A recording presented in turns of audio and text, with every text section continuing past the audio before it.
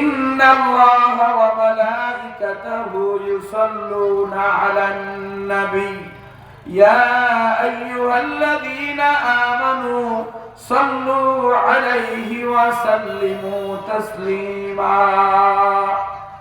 আমরা দুরূদ ইব্রাহিম পড়ি আল্লাহুম্মা সাল্লি আলা মুহাম্মাদ ওয়া আলা আলি মুহাম্মাদ কামা সাল্লাইতা আলা ইব্রাহিম ওয়া আলা আলি ইব্রাহিম ইন্নাকা হামিদুম মাজিদ আল্লাহুম্মা বারিক আলা মুহাম্মাদ ওয়া আলা আলি মুহাম্মাদ কামা বারাকতা আলা ইব্রাহিম وعلى آل إبراهيم إنك حميد مجيد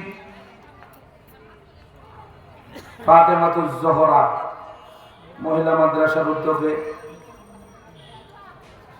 কাহারোল দিনাজপুর অন্তর্গত এরিয়ার বিশাল ওয়াজ মাহফিলের অত্যন্ত শ্রদ্ধেভাজন সম্মানিত সভাপতি হযরত উলামায়ে কেরাম,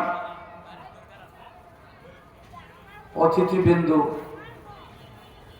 বিশেষ সম্মানিত মেহমান হযরত মাওলানা মোশাররফ হোসেন মুহতামিম কাহারোল দারুসসালাম মাদ্রাসা প্রধান আলোচক,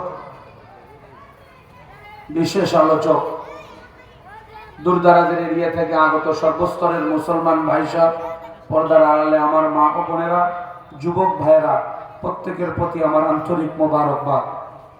সর্বপ্রথম অসংখ্য অগণিত শুকর ও সুজুদ মহান আল্লাহ তাআলার জন্য, যে আল্লাহ তাআলা আমাকে আপনাকে অত্যন্ত মেহেরবানি করে, স্নেহ করম করে, দুনিয়ার হাজারো ব্যস্ততার থেকে মুক্ত করে, আল্লাহর দেওয়া মূল্যবান হায়াতকে দীর্ঘায়িত করে এ পর্যন্ত সুস্থ সবল রেখে জান্নাতি আয়োজনে উলামায়ে কেরামের সহবতে বরকতি মজলিসে আল্লাহ তাআলা আমাকে আপনাকে আসার বসার বিশেষ তৌফিক দান করলেন। সেই মহান মহিয়ান আল্লাহ তাআলার জন্য কালিমাতুশ শুকর আদায় করতে অন্তরের অন্তঃস্থল থেকে মহাব্বত নিয়ে, ভক্তি নিয়ে, সমস্বরে জোর আওয়াজে দিল থেকে বলি আলহামদুলিল্লাহ। আর তো মহাব্বতের আওয়াজে আলহামদুলিল্লাহ। অসংখ্য অগণিত দরুদ ও সালামের হাদিয়া প্রেরিত হোক ওই মহামানবের প্রতি, যিনি শাফিউল মুজলিমিন, রাহমাতুল লিল আলামিন, ইমামুল আম্বিয়া, সাইয়্যিদুল আম্বিয়া, নবী মুস্তাফা, নবী মুস্তাফা, শাফিয়ে আযম, নবী আকরাম, সরওয়ারে দো জাহান, খাতামুন নবিয়্যিন, সিরাজাম মুনীরা, বাশীরা ওয়া নাযীরা। সবাই বলি সাল্লাল্লাহু আলাইহি ওয়াসাল্লাম। আমি আপনাদের সম্মুখে কোরআনে কারীমের 33 নম্বর সূরা, সূরা আল আহজাব এর 59 নম্বর আয়াতে কারীমা তেলাওয়াত করেছি। নবী করিম সাল্লাল্লাহু আলাইহি ওয়াসাল্লামের অসংখ্য অগণিত আহাদিসে মোবারকাত থেকে 3টা হাদিস শরীফ পাঠ করেছি। আল্লাহ তাআলা যেন তৌফিক দান করেন এই অল্প সময়ে হাদিস 3টাকে সামনে রেখে কোরআনে কারীমকে নিয়ে বিশেষ কিছু জরুরি কথা, দ্বীনের দিক নির্দেশনামূলক কথা, হেদায়েতের কথা, ঈমানের কথা, আমাদের ইসলামী জিন্দেগি যাপন সুন্দর ও ফাইন হইতে পারে সেই বিশেষ দিক লক্ষ্য করে আমরা জরুরি কথা বলবো। আল্লাহ তাআলা আমাদেরকে কথা অনুযায়ী জিন্দেগি যাপনের তৌফিক দান করেন, বলেন আমিন। আরো জোরে বলেন আমিন। এই মাহফিলটা একটা মাদ্রাসা কর্তৃক মাহফিল। মাদ্রাসা হলো মহিলা, ফাতেমাতুজ জোহরা মহিলা মাদ্রাসা। এজন্য দেখা যায় মা বোনদের প্যান্ডেল ভরে গেছে, আর আমরা অনেক কম। কথা ঠিক না ঠিক? অনেক কম। আমাদের মা বোনেরা একদম পরিপূর্ণ এসে প্যান্ডেল ভরে ফেলছে, আর আজকে আমরা অনেক কম। মনে হয় বাড়ি ভাড়া দিচ্ছে, গরু বছর দেখাশোনা করতেছে, কোনো না কোনো কাজে আছে, শুধু মা বোনদেরকে ভাড়া দিচ্ছে, এবার আপনারা যান, আমরা এবার রেস্টে থাকি। এই কথাটা কি এমন? এমন হলে তো চলবে না। গার্জিয়ান, অভিভাবক আমরা হলেন মূল। এই পুরুষরা সমবেত বেশি হইতে হবে। মারা আসবে, বোনেরা আসবে, ঠিক আছে, কিন্তু আমাদের এরকম বিলম্ব করলে হবে না। আজকে আমরা দূরে সরে আছি দ্বীন ও ইসলাম থেকে, মাদ্রাসা থেকে। এই জন্যই তো সব সমস্যা হচ্ছে, সব বিশৃঙ্খলা দেখা দিচ্ছে। আজকে যদি আমরা মাহফিলের ব্যাপারে, দ্বীনি মাদ্রাসার ব্যাপারে, দ্বীনি মজলিসের ব্যাপারে, উলামায়ে কেরামের হকের ব্যাপারে, হাফেজ ও ইমাম খতিবের হকের ব্যাপারে আমরা যত্নবান হতাম, দ্বীন নিয়ে আমরা যদি অ্যাক্টিভ থাকতাম, তাহলে এত বিশৃঙ্খলা হতো না। কথা কোন ঠিক না বা ঠিক? শৃঙ্খলা তো এজন্যই আজকে হিন্দুত্ববাদী সবচেয়ে বড় সংগঠন, উগ্র সংগঠন ইসকন নামে, যেই সংগঠনে যতবার আমরা উপলব্ধি করেছি, ইতিহাস সাক্ষী, আজকে মুসলমান যখন শান্তিতে ঘুমায়, শান্তিতে পড়াশোনা করায়, শান্তিতে মাদ্রাসা করায়, শান্তিতে বসবাস করে, শান্তিতে যারা ব্যবসা বাণিজ্য করে, এই উগ্রবাদী হিন্দুত্ব বিশেষ সংগঠন ইসকন তারা মুসলমানদেরকে শান্তিতে থাকতে দেয় না, বিশৃঙ্খলা করে। সেটাই প্রমাণ আজকে আমাদের অ্যাডভোকেট একজন মুসলমান ঈমানওয়ালা আলেম ওলামাকে মহব্বত করে, তাকে নির্মম ভাবে মেরে আঘাত করে দুনিয়ার থেকে বিদায় করা হয়েছে। আজও যদি মুসলমান ঘুমন্ত থাকে, আমাদের ভয়াবহ পরিস্থিতি আছে। কথা কোন ঠিক না বেটি? যত্নবান হইতে হবে। মাদ্রাসার প্রোগ্রাম, দ্বীনি প্রোগ্রাম, মুসলমান এত পরিমাণ অংশগ্রহণ করার দরকার এই জায়গায়, যে মানুষ দেখে বুঝতে পারবে যে শিক্ষার জন্য আসতেছে, দ্বীনের জন্য আসতেছে।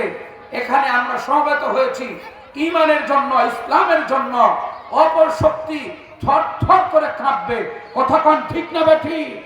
এজন্য পরিষ্কার ভাষায় আমরা এই মাদ্রাসার মাহফিল থেকে জানাই দিতে চাই, আবু সাইদ যখন শহীদ হয়েছে, রক্ত বৃথা যায় নাই। ফেসিবাদ জালেম এই দেশ থেকে পলাইতে বাধ্য হয়েছে। আজকে আমরা আওয়াজ দিতে চাই, আমাদের মুসলমান অ্যাডভোকেট সাইফুল ইসলাম আলী, তাকে নির্মমভাবে হত্যা করা হয়েছে। এই রক্তের প্রতিবাদ স্পষ্ট জানাই আমরা, রক্ত বৃথা যাবে না।